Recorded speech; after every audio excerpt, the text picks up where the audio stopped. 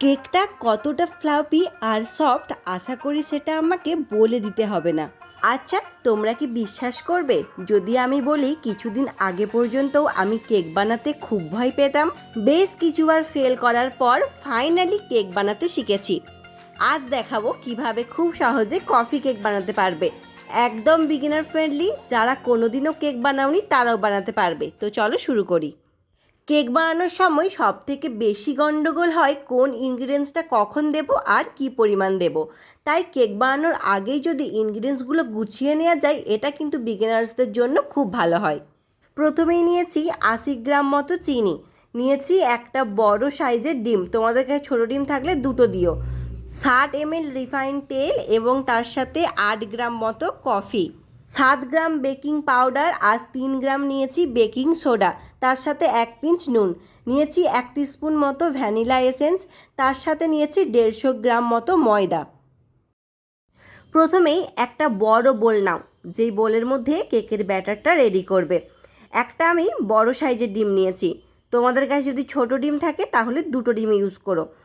আর ডিমের সাদা অংশটা এবং কুসুমটা দেখো কিভাবে আলাদা করলাম। এরপর এই কুসুমটা একটা বাটির মধ্যে আলাদা করে রেখে দিচ্ছি, এটা পরে কাজে লাগবে। একটা মিক্সিং জার নাও, তার মধ্যে প্রথমে চিনিটাকে দিয়ে গুঁড়ো করে নাও।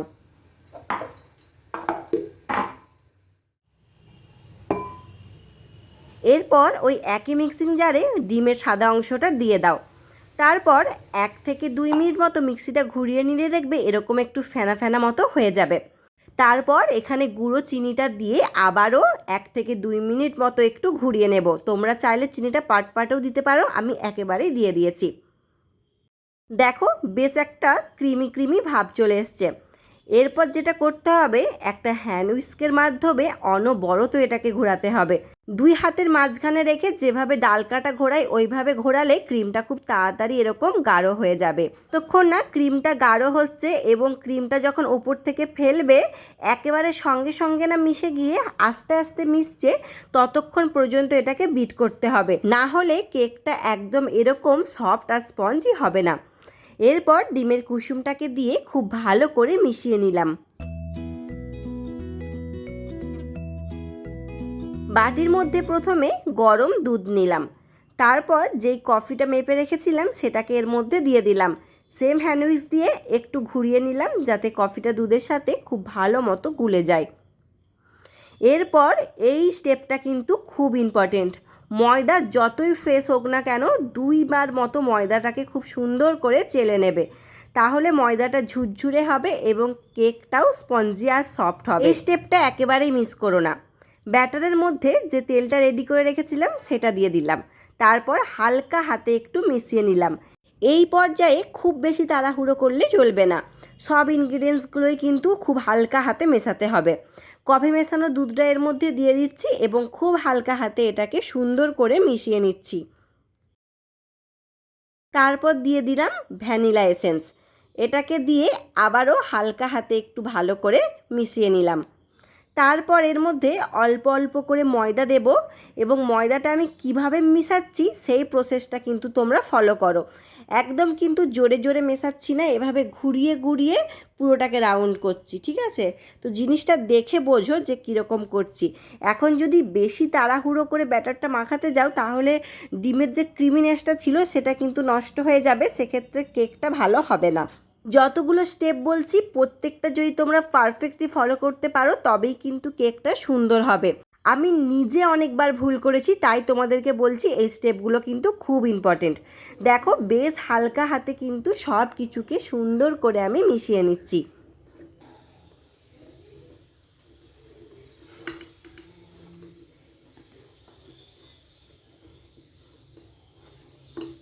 ব্যাটারটা আমার একটু গাঢ় মনে হচ্ছে, সে কারণে অল্প অল্প করে দুধ দিয়ে আমি হালকা হাতে আবারও মেশাতে থাকছি যতক্ষণ না ব্যাটারটা আরেকটু নরম হয়ে যায়। ব্যাটারটা দেখো বেশ ঘন লাগছে।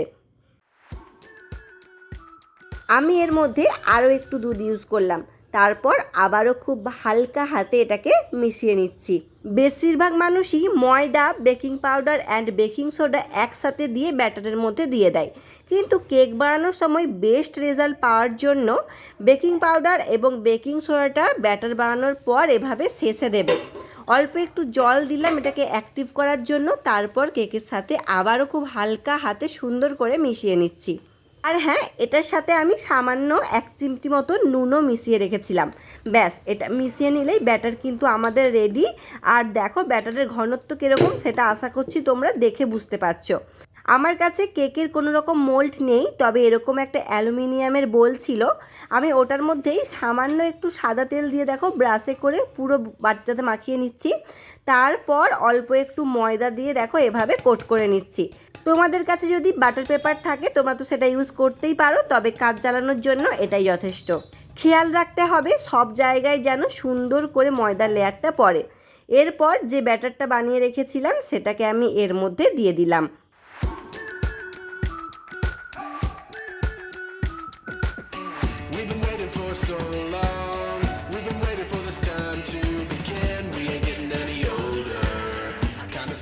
একটা কড়াইয়ের মধ্যে নুন দিয়ে আমি কড়াইটাকে প্রিহিট করে নিয়েছি।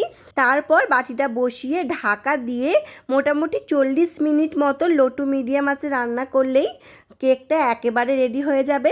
সময়টা কম বেশি লাগতে পারে, কারণ আঁচটা কীরকম আছে সেটার ওপর ডিপেন্ড করে। আমার 40 মিনিট সময় লেগেছে। কড়াই থেকে নামিয়ে ওপরটায় অল্প করে একটু বাটার বা ঘি তোমরা ব্রাশ করে দেবে, যাতে শুকনো শুকনো না হয়ে যায়। তারপর একটা সুতির কাপড়কে চাপা দিয়ে রেখে দিতে হবে যতক্ষণ না কেকটা পুরোপুরি ঠান্ডা হয়ে যাচ্ছে।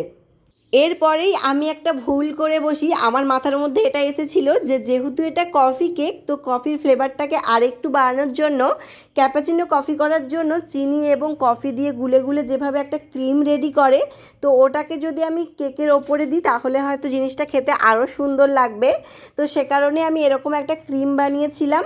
তারপর আমি এটাকে কেকের ওপরে দিয়েছিলাম, কিন্তু এই প্ল্যানটা আমার ফেল করে যায়, কারণ কেকটার ওপরের যে লেয়ারটা ছিল সেটা কিন্তু তেতো তেতো লাগছিল। তোমরা কিন্তু কোনো ক্রিম দেওয়ার ঝামেলা না করে একটু হোয়াইট চকলেটকে মেল্ট করে কেকের ওপর দিতে পারো, তাহলে কিন্তু স্বাদটা আরও ভালো লাগবে।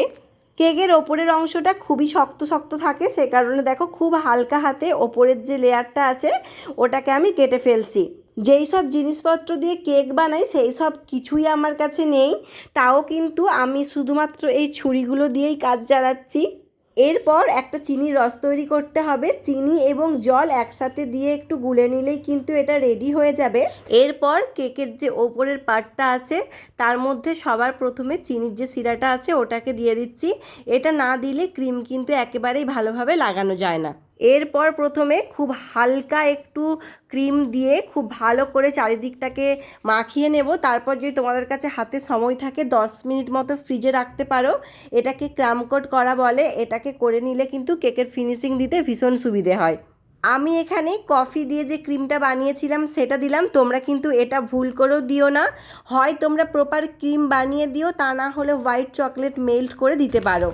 খুব ভালো করে মিশিয়ে নেওয়ার পর আমি কিন্তু সাইড দুটোকে কেটে দিয়েছি, কারণ আমি শুধু ডেকোরেশনটা মাঝখানের পোর্শনটাতেই করব।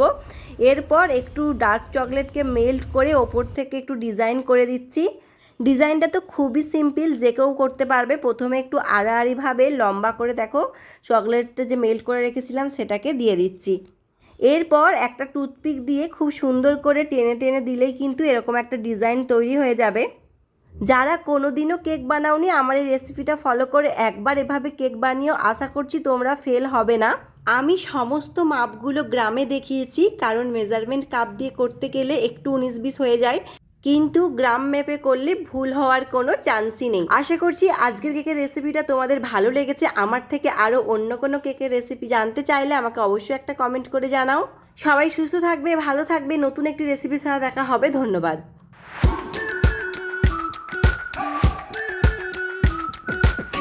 We've been waiting for so long.